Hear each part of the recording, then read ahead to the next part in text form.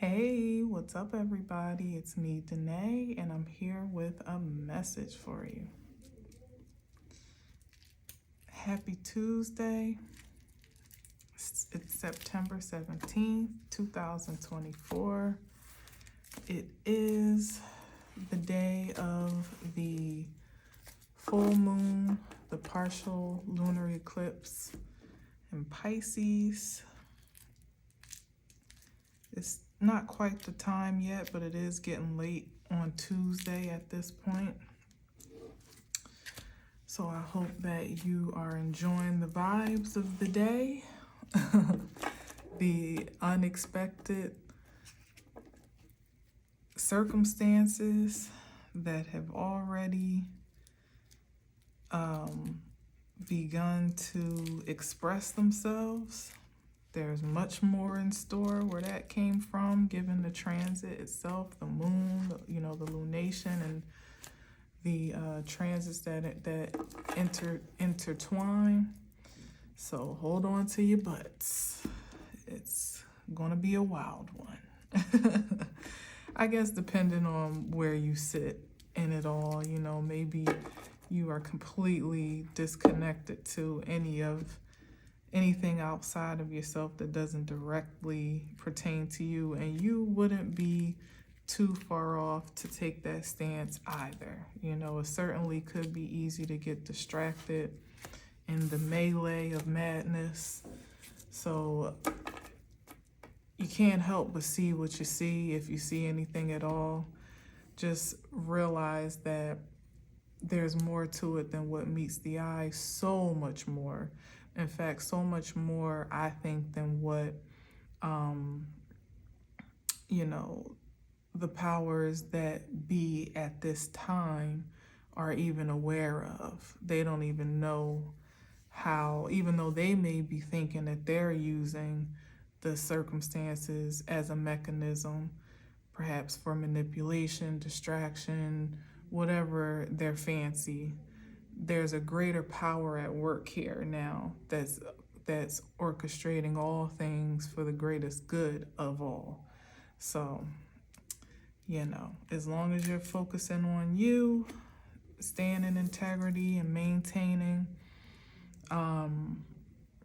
your own personal truth, I'm sure you will stay out of the line of fire, catching any strays in this this transit that don't have your name attached to it. A stray is usually something that wasn't meant for you. You don't want to get caught in any crossfire. So it's ideal to be as objective as possible, even as you are considering the projections and even propaganda that is before you. Because even though it definitely can pay to be disconnected and maybe even a bit dismissive, it also can pay to kind of be aware of what's going on, of your surroundings, again, with integrity, with discernment, and with objectivity.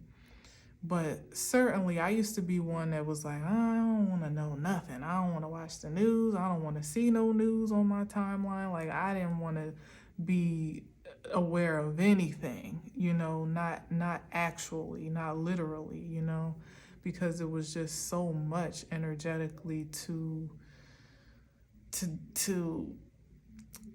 filter. It did a lot to my energy, probably to my spirit, more than I knew how to really place at that time, than what I was really in agreement with, But now I feel like I have a healthy balance of connection, where I'm just tapped in enough to know some things and to know, like, more or less the surface of things that are going on. But I'm not too immersed or, saturated that it's like that it affects me directly, or at least in the ways that I am intentional for it not to, Yeah, so it definitely pays to keep a healthy boundary from the bullshit, if you know what I mean. But it doesn't hurt to just be aware and keep your spidey senses online, you know, because sometimes, especially if you're particularly intuitive, and right now, given that this is a Pisces full moon, everybody is a little hypersensitive right now, whether you want to be or not. But my moon is in the 12th house, so there are some aspects of tingling sensations that just can't be ignored, you know, transmitted through me, fortunately and unfortunately. But if you're particularly sensitive, as we all more or less are at this time, you know, you may glean a deeper meaning or clarity beyond what is being projected to you, and it may actually speak to you on a more personal level than what you anticipated, or what you could even um, or even in some ways what even makes sense, you know, to do so. Like how the popular news situation may affect more than just celebrity culture is a thing that I think may be revealed in a more powerful way than anyone could ever conjure, you know, in their wildest fantasies, and perhaps may even hit closer to home to some of us um, in a strange way, you know, in a fascinating way. Um, Before I started this, I prayed that that energy wouldn't infiltrate this reading, because I don't mean for it to be the centerpiece of this message at all. But I felt like what I said I needed to say in this moment, and I'll try my best to keep it clean and keep it cute, but also to just kind of see how the spirit guides. All right, so let's see what we got. Oh, Jesus. All right, we got the Five of Cups. Someone's in despair. Someone is depressed. Someone is feeling hopeless, insecure, at a great loss, maybe even shameful. Some remorse, grief, perhaps. These are all the energies from the Five of Cups. Ooh, and it's strong. It's funny because the Strength card, I feel it was either the first or second card out on yesterday, I believe yesterday's message, but definitely did come up in that top spread. But anyway, Five of Cups is that, but then we got the Strength. Somebody's feeling nostalgic. So they are feeling, yeah, this is definitely giving the energy of regret and remorse. I'm gonna switch these because I feel something here. Let's see what we got. That's that. This is there. Yeah, somebody's reminiscing about partnerships, maybe about a particular partnership, but reminiscing about the past, but it's not in a good way. This is somebody that's reflecting with a great deal of remorse and regret for maybe how they handled relationships in their past, how they handled different connections, maybe how they were handled in certain connections. Yeah, because it goes from this, what's that, the 6 to the 5, the up. And I feel like there was a certain time when, you know, somebody just really could be thinking about the time that, like how things have unfolded now in this present moment, where they're seeming to be more in a lack energy, than when there was a state of balance and even reciprocity. Like, I'm sensing that somebody's thinking about relationships that just didn't fare well. But for me, it's given someone's contribution to that misfortune. And, somebody thinking back, looking at the Three of Pentacles, maybe now considering how they could have managed things better or managed themselves differently, to really value the commodity of harmony and balance when there was opportunity to have that, to create it and to reciprocate it. Because the Two of Cups is definitely a balanced partnership, two people on the same page, that share mutual feelings. And the Six of Cups can even be, it could be a past life connection, or just a past connection that has a very strong emotional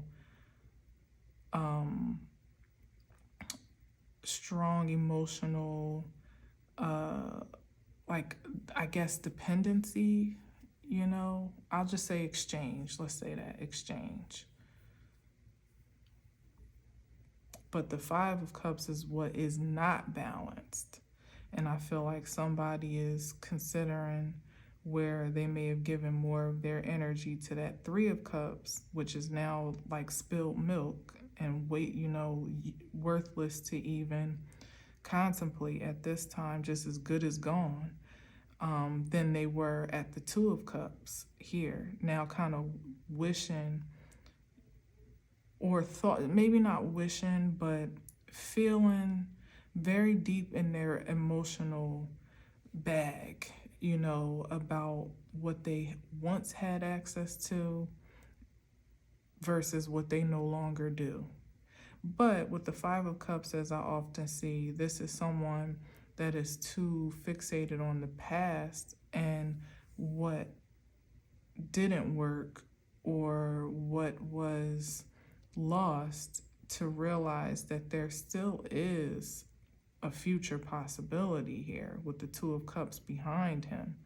But there's some healing and recovering that needs to take place in order for someone to ground themselves in the present, to really take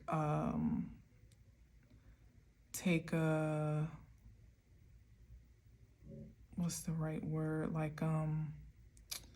To take an objective inventory, maybe less of an emotional one, but take more of an objective, because there's a lot of cups, the Two, the Six, the Five, for someone to take more of an objective perspective of where they really are right now. And perhaps if there's any reflection, it would be by way of consideration of how you've gotten here and what you can change to now turn around and reclaim, redeem, or, create altogether new this reciprocal experience with the Two of Cups ahead of you. Like, what you could change about yourself so that you never have to recycle this experience by way of this feeling, to not be remorseful and regretful ever again, if you can help it, by way of just making more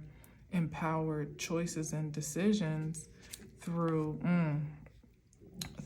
the Hermit energy, which is a matter of self-discovery, to really excavate that inner self,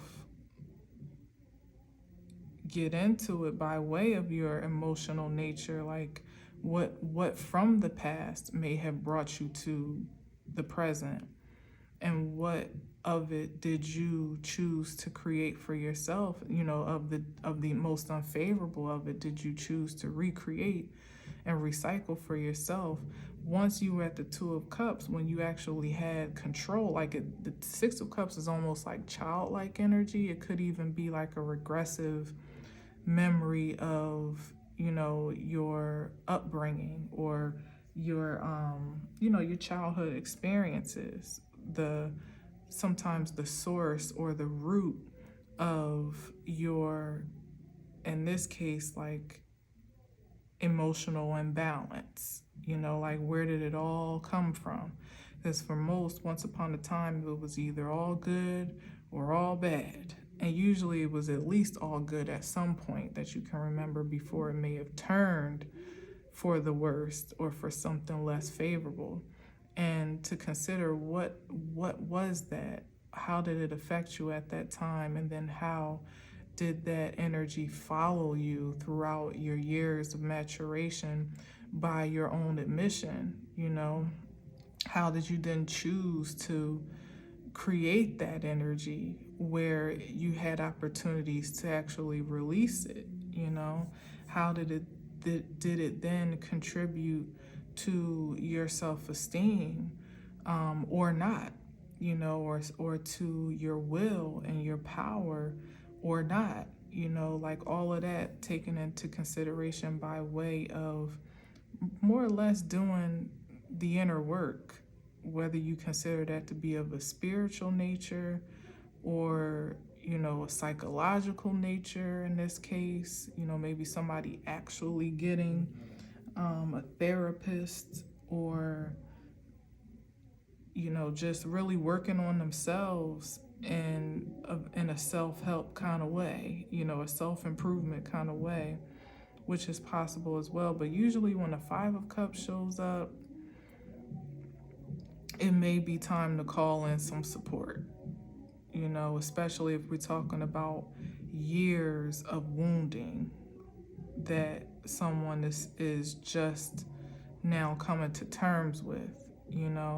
Sometimes the strongest thing to do, the most willful thing to do, and the most empowering thing to do could be to actually find someone that you could feel secure speaking with, or find some service or outlet that is safe to, unpack all that's going on inside.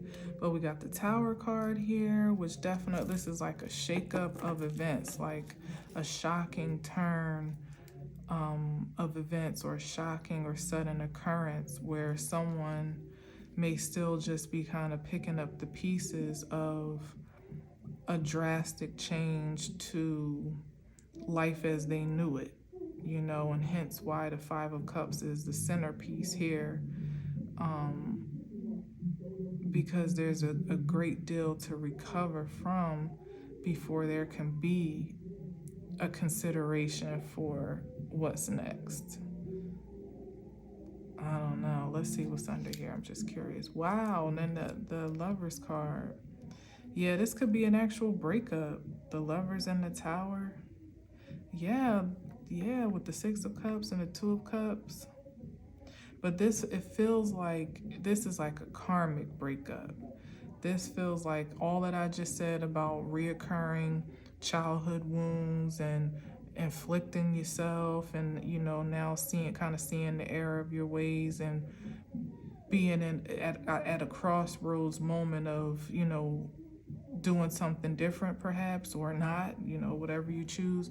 But this is the event. There's been some type of breakup here,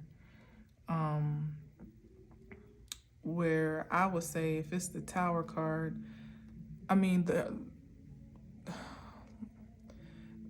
coming off the Lovers to the Towers, it feels like I said, it could be some karmic connection that was really just built to teach a lesson. Even though, shout out to the Peace Dealer, as he says, all connections are karmic in some way, because everyone teaches you a lesson, even the best of them, the worst of them. you bound to learn something. And I do agree with that. I think we just categorize things to make it simpler and easy for ourselves to kind of, you know, to like separate and file, so to speak, you know what I mean? But this speaks very clearly to me that this is the breakup between in a connection that to end at this point, even if it had the potential of a lover's energy, you know, like how certain twin flame type of connections, if you subscribe to that, of course, you know, they're perceived to be, you know, all rainbows and roses, but if you are, I don't even know how to say this, because I want to say, like, if you're even blessed to have such a connection, you actually find that it's a much more challenging and tumultuous path to engage, you know, in such a connection before it could ever become something. Like, sometimes it starts like this, but at some point there's a this, where there's separation, there's confusion, there's dissension, you know, maybe even a ripping apart of sorts for two people to kind of find their way, literally to find their way to themselves and kind of do what I'm saying here, which this is making sense now, to kind of find their way to their own personal self-awareness and their and to, you know, their strength and you know, kind of overcome insecurity and build new confidence, and also be instilled with a fresh loyalty for yourself before you go trying to like connect with someone else, you know what I mean? But in the highest frequency, you know, it kind of has to go through the motions of the meet and greet to, you know, the sweet nostalgia of a connection that is really strong in this sense, that it almost feels familiar and usually does carry some like some essence of a past life connection, or even just a past season thing that comes back and there's still something to be learned, I don't know, or gleaned from it. But usually at some point there's some level of disappointment, whether it's by way of disconnection, one or the other is not quite at the same place, you know, of reciprocity that would be necessary to have a connection such as this. So many things that can cause a separation.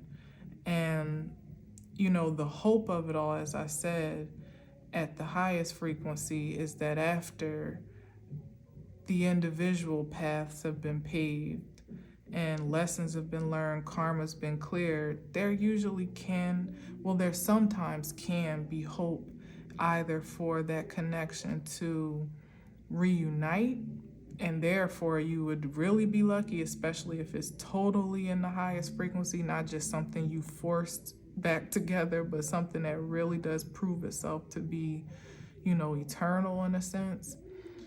And or it at least prepares you to be in a ready and receptive position for whomever is that ideal match, you know. So my experience is that sometimes the one who kind of sets you on the path to that self-discovery, I mean, you could definitely attribute a great deal of gratitude to that one, because otherwise you may never find yourself in this ready position.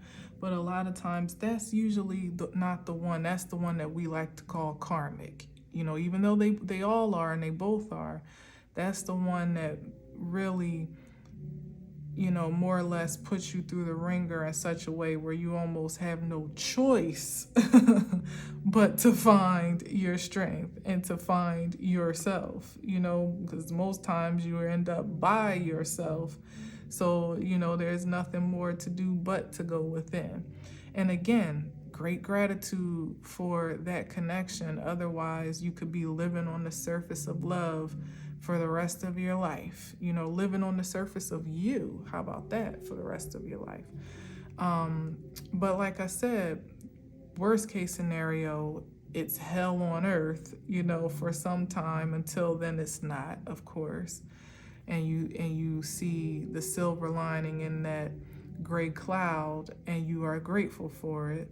Best case scenario, it's something that has to run its course so that it can ultimately live up to its potential.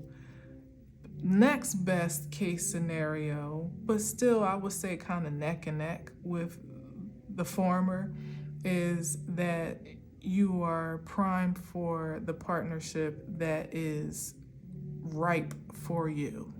You know what I mean? Like that is crafted for the identity that you have cultivated throughout this process of becoming. So that's a twin flame situation for sure, but it's the different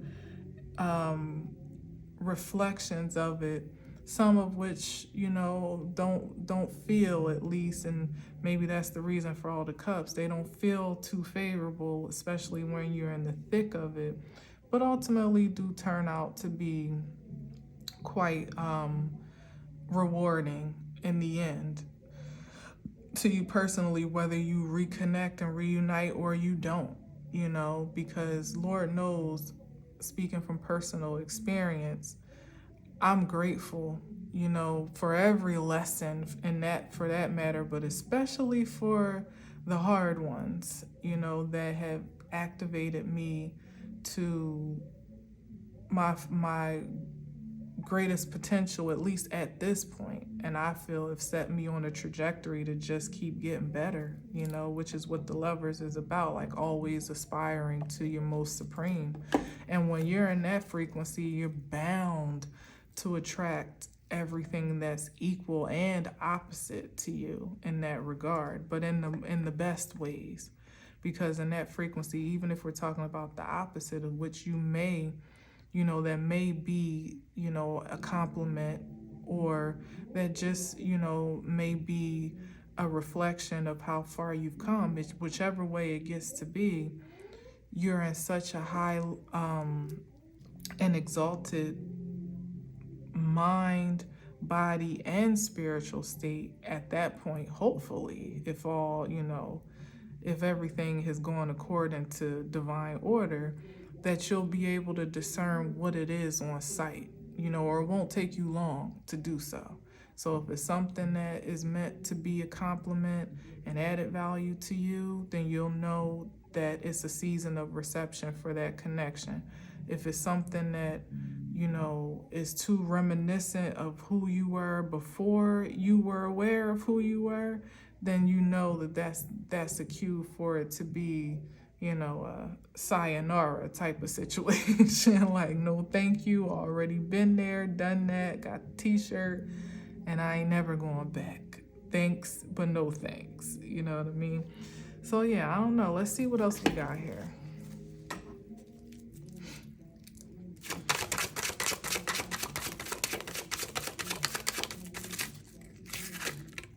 I'm taking that. Yeah, why not?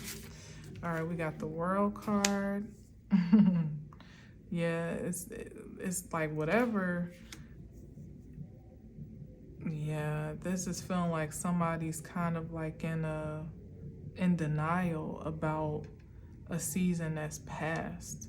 Maybe an opportunity that has been missed, literally, with the Four of Cups.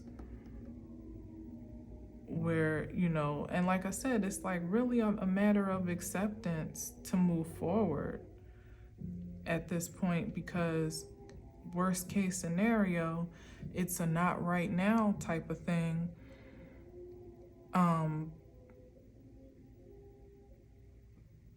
Best case scenario, it's a not this type of thing, but that can only open you up to what is for you. But look, there's still like this fixation on this 3 of Cups here. Now here in the 4 of Cups, same with the 5 of Cups. It's like somebody's still hyper focused on the past in a way that they look. Well, no, that was 4, it's 4 down here, but I was really zeroing in on these 3 before I realized this one there too. But it's like somebody is missing an invitation to advance their own spiritual, their own well-being on a spiritual level or on a deeper soul level here, because they're still measuring themselves by what was lost, what was unrequited, perhaps with the 4 of Cups, what opportunities they may have forfeited. And at this point, there's just no benefit in crying over spilled milk. When there's other drinks in the fridge, you know what I mean? Like, have some water. That's probably better for you than the milk anyway. And that's what's being offered, something pure here with the 4 of Cups. And this is just a depiction of somebody that doesn't want that. They're just not ready to accept whatever that cup is. Or maybe they weren't ready to accept that cup in seasons past. And, before they knew it, the World card was a closed door, where there was maybe an opportunity was no longer available to indulge and exchange in a way that probably would have been very favorable. Looking at those cards for what they are, the 2 of Cups, the 6 of Cups, in a high frequency could be something quite satisfying. It's 2 cards that depict balance, and someone, even though this is the 4 of Cups, what they're fixated on is the 3, is still someone that either preferred imbalance or like refused the invitation to get balanced, in any stabilized way, like emotionally stabilized way. And,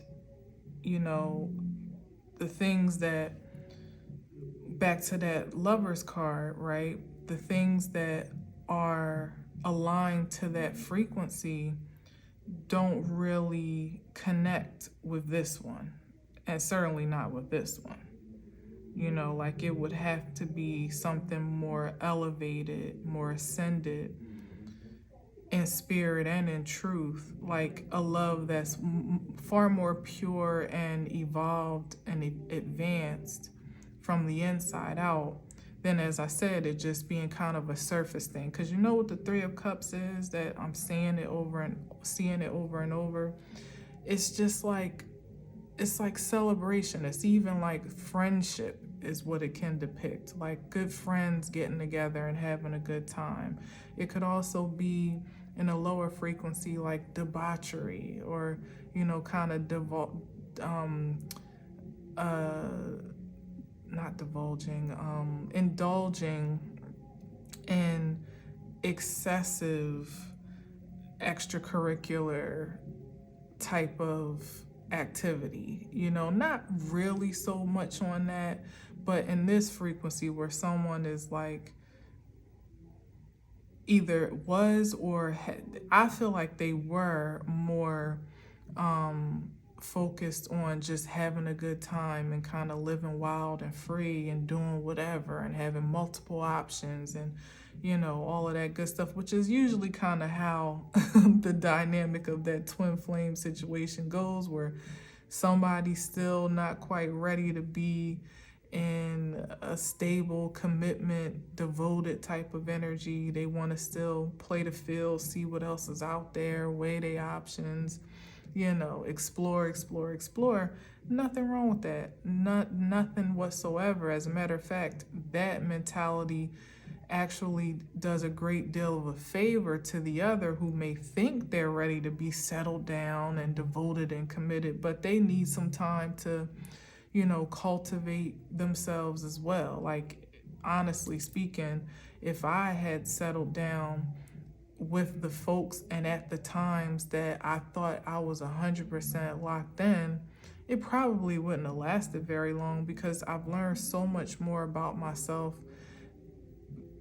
exploring myself by myself, with less distraction and without the obligation of commitment than I could have ever really learned forced into it, or forcing myself into it, or trying to force it, like trying to make something work, especially those soulmate connections that can be really, really consuming, like you can be completely like I said submersed, but it's another word that I'm looking for, like almost saturated, submerged. There's another word that I'm trying to find here, but it can completely consume you from the inside out.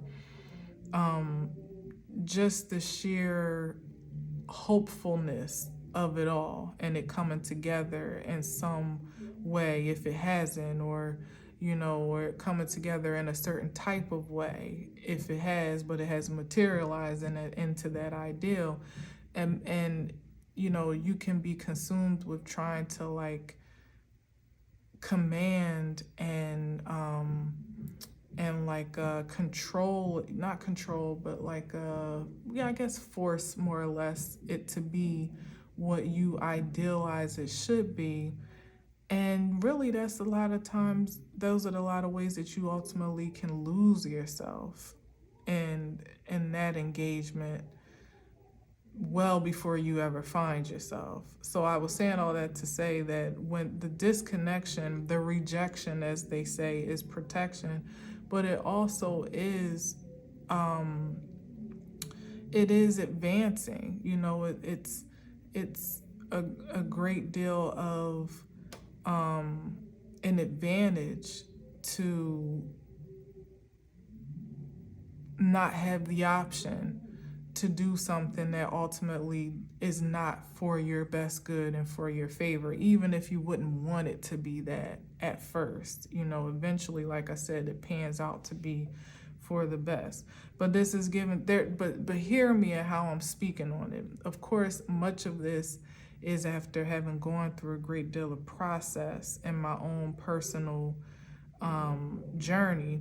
But this is someone I feel like maybe they're at the beginning of that process, or this is someone, like I said, that still is in more or less like that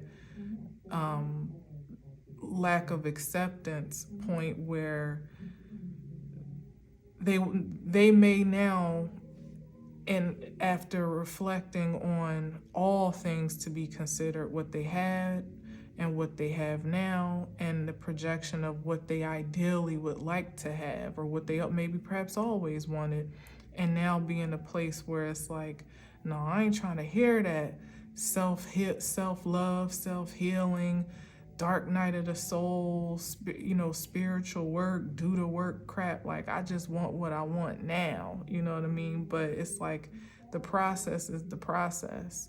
And fortunately and unfortunately, some have submitted themselves to that arduous process already, and are now have closed it, significantly, or successfully, I should say, and are in a position to now look forward to something new, and are in an attractive force to have something that matches their frequency without having to settle, but those that refuse to take that approach for themselves, they may have had the more immediate gratification of the Three of Cups, the parties, the wild nights, the escapades, the adventures, the great stories to tell, the notches in their belt or in their, their bedpost or whatever.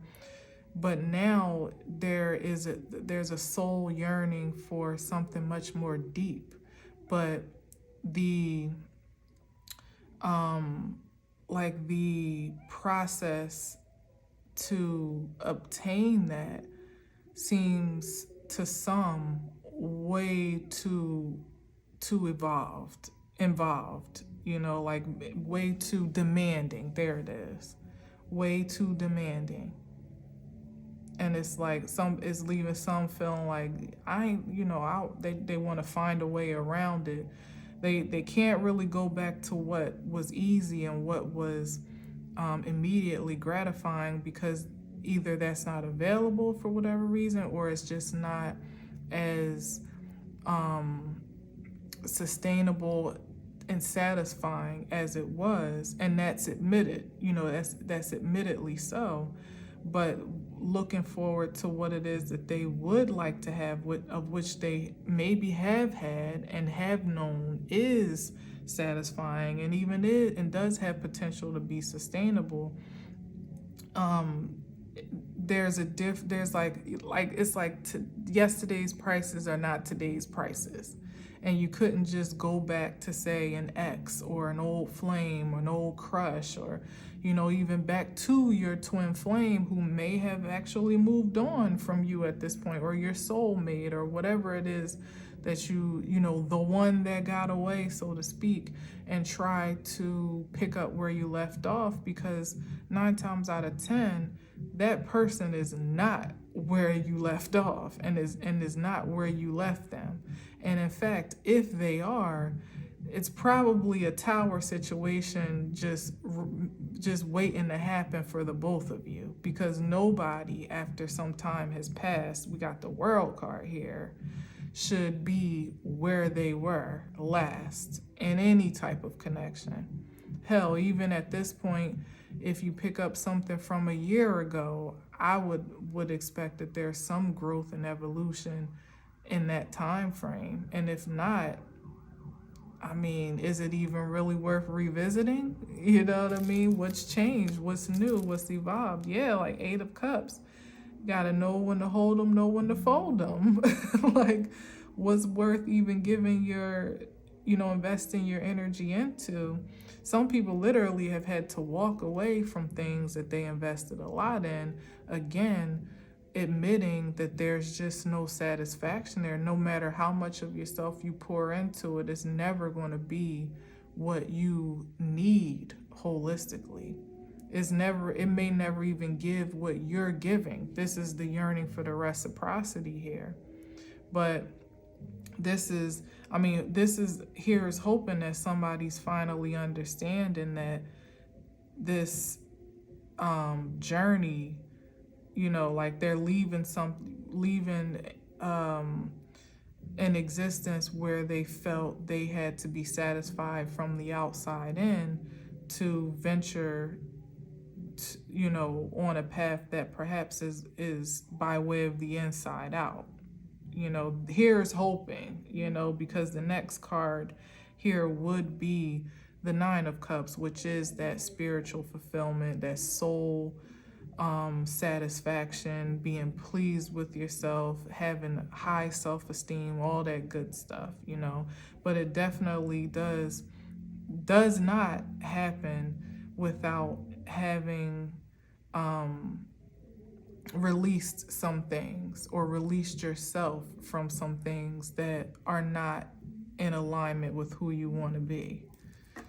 And right now we got the 4 of Cups on the board. That's somebody's last stance, but this is a great leap ×2 from the 4 to the 8.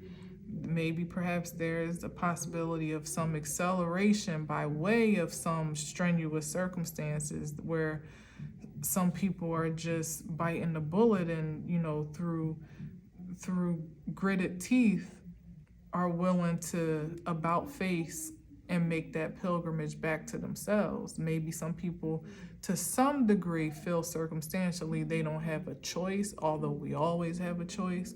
But I say, like I said in the beginning, with that imbalanced soulmate dynamic, aka twin flame union, where you usually start out or end up in somewhere in the middle, if not to the end, in a runner chaser dynamic. It's that imbalance that ultimately compels at least one of the two to take this journey, to go on this mission where, like I said, you almost feel like you don't have a choice. Like, for your own sanity and self-preservation, usually you could go deeper into your lower nature and your lower frequencies, diving more into debauchery, into addictions, into self-soothing with fabricated or I say synthetic satisfactions, you know what I mean? Like overindulging in things that are more harmful than helpful or healthy. You could have that choice too. But a lot of times, if there is any anointing over, like those that have the possibility and accessibility to a partnership that is aligned in any divine way, usually have a character, like a character, a built-in character expression that has more of the potential to find their way to their destined path from, by way of the inside out. Of course, always with the temptation to go the other route, but there's still high enough of a probability that there will be guidance to get there, even if it's kicking and screaming or, by under duress or something like that. Like eventually you would get to that path. So it could be the same even for those that are kind of literally late to the party, got a bit of FOMO here with the Four of Cups. It could just be that it's unfolding in the way that it's supposed to, that one dysfunction inspired a determination, and now the dysfunction of the other, and the experience that was created would inspire that determination as well. It's just maybe happening in layers, perhaps, or has happened in layers. And like I said, best case scenario, it'll find its way back to home base.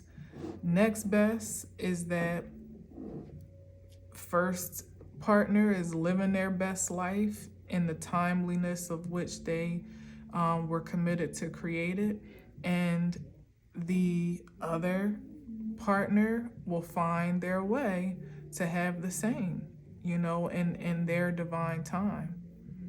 But hopefully everybody can get to win, for themselves, because it's like not guaranteed. That's the way the partnership, the twin flame path is romanticized, when you almost feel like it's like absolute that you're supposed to end up together. Like it's always the initiation or the introduction, the connection, the separation, the solitude, whatever that gets to be, a runner chaser dynamic, however it gets to be, then the soul search, whether one takes it or not, however that gets to be, and then ultimately the reunion. But as I said, it's just not so. And then in some ways, like it's you shouldn't.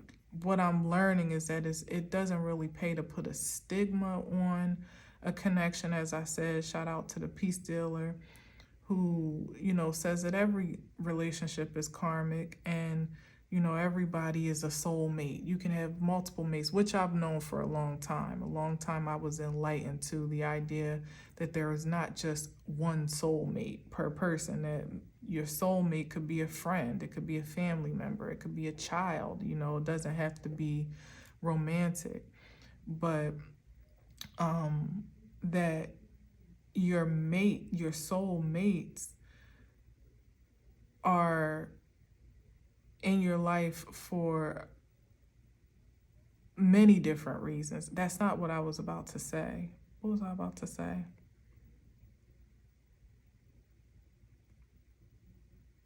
I lost it. But there are different impressions that the people we encounter are destined to make upon us, of which we don't necessarily have control over, but we do have control over how we transmute that experience and make that energy meaningful in some empowering way. And I think I was saying that it's not, guaranteed that it happens like dot dot dot dot dot dot dot, and I was also saying not to put a label on it as like your false twin flame or your karmic partner or whatever, whatever the case may be, because like I said, if you can have reverence for one, you can certainly have reverence for the other. And if it is a matter of having to have encountered the first to even have the potential of the one, then by God, you would be grateful for it all, wouldn't you? And you wouldn't really demonize any of it. Now, with that being said, there are some experiences that occur within these dynamics, particularly the lower vibrational ones, that are inexcusable, but everything is forgivable, like for your own sake, if nothing else.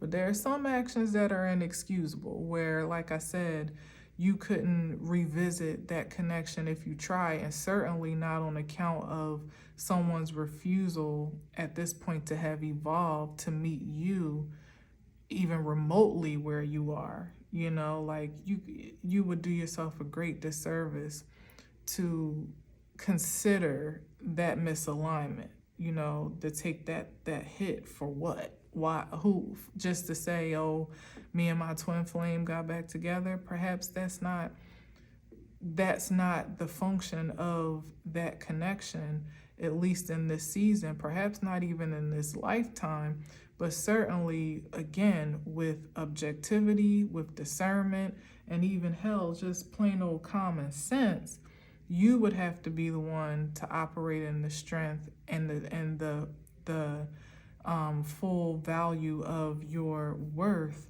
to make that decision, to make that choice effectively. It certainly wouldn't be up to the ideal and the principle of connection, and particularly twin flame or soulmate, in any way, shape, and form to dictate that for you. Maybe it's already run its course. It's already been all that it was supposed to be, and you give gratitude for that, and you move on. Eight of Cups. All right, let me get a few more and get out of here. I don't know how we start talking about twin flame soulmate stuff today. Okay.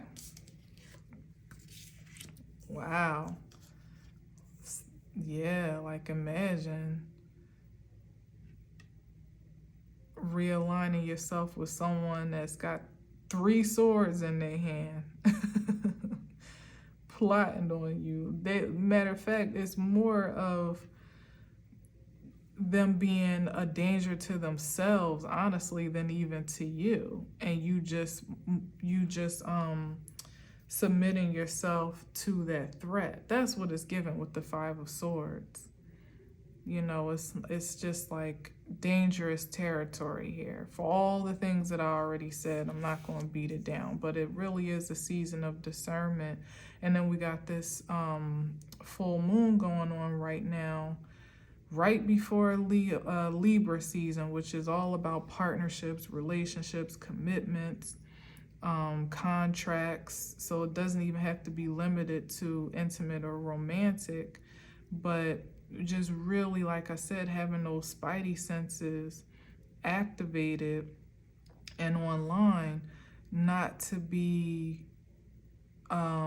finessed in any way, shape, and form by what would have been ideal at another time under different circumstances, because this is what is given here under the Five of Cups, and the Five of Swords under the Five of Cups is really given as someone, as I said, that is more of a threat to themselves on account that they're emotionally unstable and they're not available for love and for intimacy. They're not. That's what is given here. Whether this is someone else or whether you can relate, and there's still some healing. Because you can be unavailable for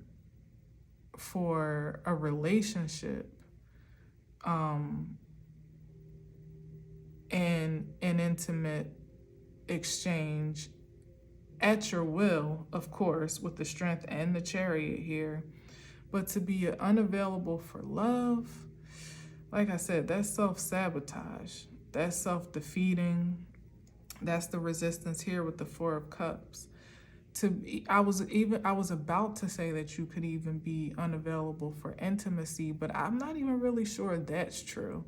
Because even if it's just being intimate with yourself interpersonally, you would need to, that intentionality is like a default to intimacy with the world in some way, shape, or form. Like, ain't no way that there's nothing in the world that you would want to get connected to, close to, be deeper acquainted with, understand better, understand more, have it understand you. People, place, things, hobby, something, like, you know what I mean? Like your business, your passion, your pleasure, like your purpose, something, so I can't even really say that. But the depiction here of being resistant to love, to being unavailable for love and intimacy, that's somebody that has a great deal to work on for themselves, that could never be in a balanced commitment, no matter what they said, no matter what their best intentions may even be, to just sheerly move forward and move on with their lives. You know what I mean? Like to just give it a good old college try. The signs and signals would be there, I feel, for you, and simply end by the way that connection makes you feel. Like, how safe and secure do you feel to be yourself? How satisfied are you with, the simple exchanges of the dynamic? How supported do you feel? How celebrated do you feel? How sensational is it, or sensationalized might it be? Especially when we're talking about soulmate connections, where you could, again, give it the old college try just for nostalgia's sake, just on account of good memories from the past, which we've already established could just be very surface, nothing really deep, like nothing very grounded either. So yeah, it's something about really overcoming the challenge of perhaps maybe falling, or the temptation of exclusively satisfying your flesh and your carnal nature. Like, there's something about being intentional to prioritize what the spirit wants and what the soul is craving now, not just, the shallow end of the pool, just having somebody to hold, somebody to come home to, somebody to chit chat with, text with throughout the day, good morning, good night type of energy, somebody to go to the movies with, somebody to go on a date with, somebody to just pass the time, have a drink with, like, is it feeding your soul? Is it adding value to your life? Is it pushing you forward into this new season? Is it grounding your confidence that much more than what you've already established? Affirming your confidence as much as you've already established it. Does it feel safe and secure? Do you feel protected in someone else's presence? Next to the Five of Swords, there's definitely a threat here for sure that needs to be, wow, and here's the Temperance. Do you feel balanced and within the control, again, of your spiritual and physical nature, not provoked to act out of that lower frequency exclusively, going back to habits that you haven't picked up in years, or doing things and acting out of character and in ways, even emotionally, so that you've healed from. These are all the indications of something that could be, as we say, karmic. You know what I mean? That you may still be signing yourself up for a new course of lessons, or retaking a course in some ways, that you may just need to drop early, like how it is in college when you drop the class. Like maybe you just need to drop out early before you have to take an incomplete, you know what I mean? Or perhaps it is a refresher that you need, or you forgot the material. There's grace for that as well, I suppose. But for those where you got the lesson, you passed the class with flying colors, you had perfect attendance, you aced every assignment, it would be nonsensical to retake that course again when you already know the material. You know what I mean? Especially from what the syllabus says. You already know it's the same material. Nothing's changed. You know what I mean? So, yeah, like those are some of the indications. Like, but what brings you peace, though? What brings you balance, harmony? What is balanced and harmonious in the partnership? What keeps you on that straight and narrow path, so to speak, by way of your purpose, and what you feel driven to do, and pure passion, no less? That's a keeper type of connection. That's something worth exploring. And I was going to say something else too, because I didn't want to leave any aspect out as if it's only black and white. Like you either need to retake the class or drop out, or whatever. But there was something else that I was sensing too about the class. What was that?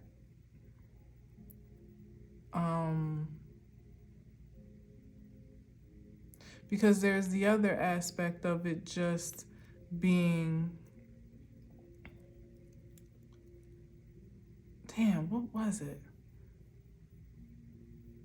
Oh, well, it definitely could be, just kind of like testing your knowledge, you know what I mean? Like testing what you've learned or what you've gleaned from that experience, like putting it to use and what do you call it? Like putting the information into practice, so to speak. So situations could come up in the form of confrontation, right? That may present an opportunity or an invitation of choice, one way or another, to kind of like reflect even to you how much you actually did learn. Like, oh shit, oh damn, I actually did really retain that information, or I was really paying attention. Because sometimes if even in high school or whatever, you can kind of go through the motions of a class. If you're like me, especially in high school and down. College, I got a little lazy in my studying skills, so yeah, I could have done better. But high school and down, like I took excellent notes. I kind of have a photographic memory a little bit, and I paid good attention in class. So testing was never a hard thing for me, and writing papers even easier. So it's kind of like, even with the ease of it all, it's still kind of going through the motions of what the course commands, so to speak. You know what I mean? But when you have that moment of recollection of even useless information, so it seems, that you're like, oh, I learned that at such and such grade, or at such and such year of college, or whatever. It's kind of astounding and fascinating at the same time that you retain that information. So it's something here I'm trying to get to about that as well, that maybe that could be the point of it all, when things arise to contemplate, and almost, like I said, reflect to you, like, how evolved you actually are, and how ascended or elevated, at least, your your emotional aptitude, maybe more general than that, more broad than that, I should say, your spiritual aptitude is now. That there are certain things that just don't even pique your interest because you've been there, done that, So anyway, Temperance card. Definitely some angelic presence and all of that. Yeah, and then here's the moving forward. And this is a mystical move ahead. Like, you don't 100% know exactly what's going to be there when you get there, but there is an implication that it's going to be something better than what you're leaving behind. Especially if we're talking in the mental capacity, like a renewed mindset, or a new state of mind, a new perspective of life, even if it's not like physically transporting yourself from one place to another. Although we got the Chariot card here, which is mobility, and perhaps even in a car, but then we got the Six of Swords, which is on the water. So again, it could absolutely be speaking to, I would say, mind, body, and spirit here, with the swords, them on water, and then the Chariot being on land, being more three-dimensional and physical. It really could be a transportation, maybe the final transformation, or maybe not final, because there could be more to come, who knows, but at least some new transformation of mind, body, and spirit that is not just evolved, but ascended well beyond, the pleasantries and the sensationalism and the romanticism of what you idealize to be your identity, and that identity in any shared connection or union in any way, shape, and form. It's something revolutionary here that I'm sensing about this transportation and transformation that's happening on account of that very courageous course of action, literally course of action, that you took to explore the depths of your soul and initiate your reality in that identity, if that makes sense. Yeah, with the World card here, to initiate that reality, or your identity in that, there it is, to initiate that identity and assert that identity in your reality. That's what's happening here. And there was a phrase that came up yesterday that I forgot to say, but it was like kind of like a pre-channeling message that I meant to share and I didn't. but it was this related to this lunation and this transit, and perhaps probably just this eclipse season overall, this concept of harvesting heaven on earth. And I would say the Six of Swords is an amazing card to end that with, and even with the world to start this, with this new world. This is the end of an old world, the beginning of something new and fresh.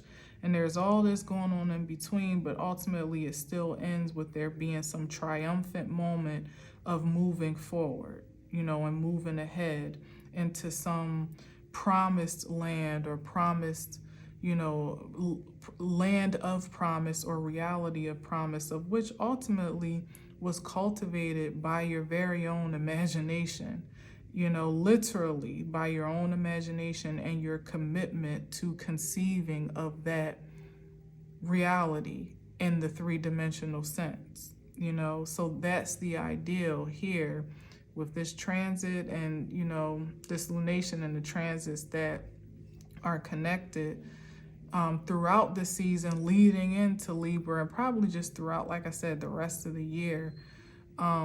There's this concept of harvesting heaven on earth for you. It's a very personal thing. It's not you trying to harvest heaven for everyone. It's just really focusing on your crop, your craft, your plot, your farm, your whatever it is that you manifest upon, through, on, whatever it is, that's your lot to harvest. And as we are focusing on bringing in that, like raking in that produce, literally what we produce for ourselves, it has a direct effect on the collective. So you really don't have to work too hard. It really just is about, keeping the concept of your most ideal reality at the top of mind, at the forefront of mind, even as they're looking ahead, the swords are in front of them in this card, and fixating on that truth and reality almost in tunnel vision as you allow yourself to be ushered into that crystallization. It's easier said than done, but it's better done than not in this season, because there's almost nothing really to look back in reverence for and memory of, certainly not yearning for, and definitely not in remorse or regret. What's done is done. Literally at this point, there's only space and opportunity to move on and move forward. So let Justice card, bam, yeah, cause and effect. And it's all a matter of this covenant that's being, I feel it's more like a reestablishment, a renewal, maybe in some ways a renegotiation for some, but it's not really, it is new, but it's new in the, like almost the purification of it, like the establishment of it to active order, so to speak. More on a spiritual level, this is, but it's like the terms of lost testaments. Damn, what the hell does that mean?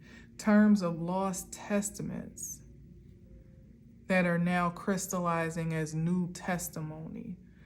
So like maybe old concepts, old ideals. Consider, we talked about past life energy, and even like the concepts of creation and elements of creativity that we held fast to in one regard, that we had to ultimately release to be available for something more advanced, and that are now, here it is, being reestablished in new covenant and new contract, and with revived commitment to be all that they were destined to be anyway, but even so much more than almost what we were trying to control them to be, if that makes sense. Like, for instance, if we were to have it our way, as I said,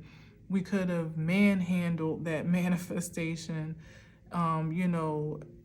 tried to take the bull by the horns and demand it be what we thought it should be.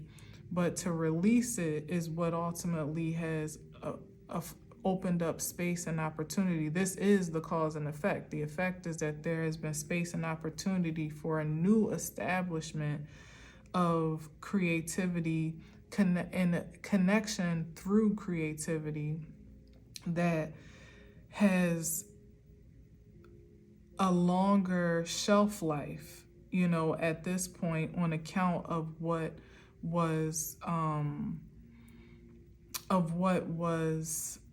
cleansed on a more interpersonal level. Once the dust settled and everyone, more or less retreated to their separate corners, and or in many different ways and shapes and forms. But ultimately, no matter where you fare at this present moment, on one side of the spectrum or the other, there still is this opportunity to be recommitted to what you most ideally wish to create, without distraction, or at least with less distraction, certainly without the distraction that was imposed or interfered against your will. Now having completely reclaimed your whole and complete will, power, authority, and confidence to literally, steer that chariot in the direction that you choose to go, but still being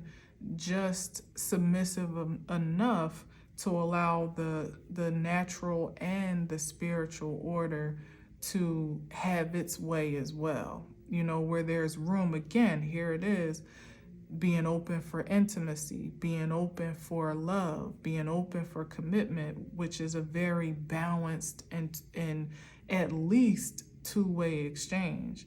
And this is how that gets to play out in the ways that we are willingly submissive to, without resistance, remorse, and regret, and see ourselves moving farther ahead and farther beyond our greatest expectations as a result. So that's amazing. What's one more under? Yeah, here's the Eight of Pentacles that came up I think yesterday as well, where it's a satisfying devotion. This is all that I was just saying, like, about the commitment, the dedication. Like, as I said before, it was a transition between what you felt you had to do to ultimately turning out to be something that you were pleased to do, in this process of becoming. But this is what it gets to be moving forward, where it's always a pleasure to stay in devotion, stay in commitment, stay in production of your most supreme self, because you recognize that is what yields the best results and the highest return. Literally cause and effect. The proof is in the pudding, because you are that cup. You are that pudding. You know what I mean? Like, it's oozing up out of you all the reasons why you are justified to have made the choices that you did, and why you are affirmed to continue on in that regard, because it works. It literally works for you.